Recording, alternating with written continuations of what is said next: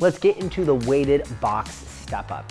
First of all, let's talk about the box, right? The height. We're all different sizes, so it's important to make sure we have some sort of measuring stick, barometer per se, to know where we should be.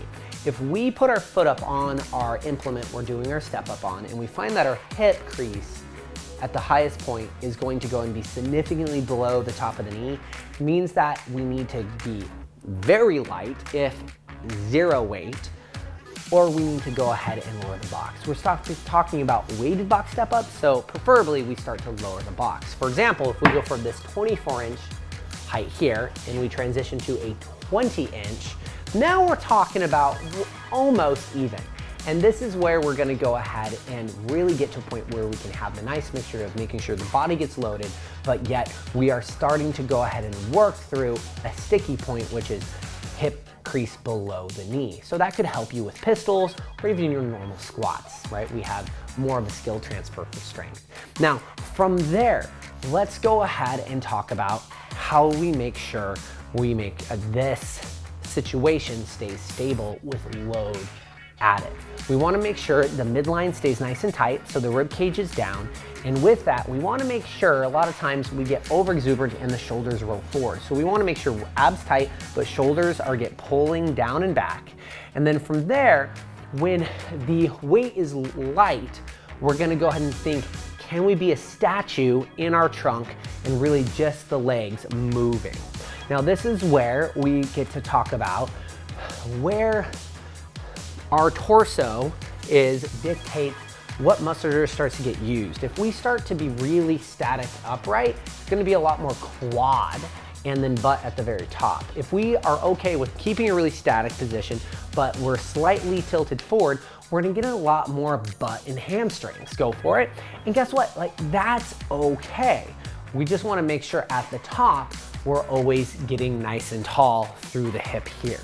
Now, with that, as we get heavier in load, it's okay understanding there might need to be a little English on the movement. We can start to go ahead and have the bells start to pull back, and as we start to step, we start to get thrown forward, and then we can start to find a cadence of where the bell swings, right, can help us in that forward momentum. Now we have to understand we're stepping away from durability tips and into try hard tips now, right? So we want to think the more upright we are, the more quad we will be, the more forward in that lean, the more butt and hamstring, the more static we can be, always the better. And that's gonna be more about, if you have a lightweight, you should be static. And then eventually, if you're like, coach, like this is easy, go heavier and then attempt to go ahead and turn something that you might have had to be more dynamic, swinging in the past, and pulling it into more of a static position with the trunk. And then eventually, once that turns into easy peasy lemon squeezy, coach, right, we go up in weight, and then we might have to have a little English, but you're always trying to eventually pull it back and be more and more static. Yeah, because if we put too much English on, we're getting a little crazy.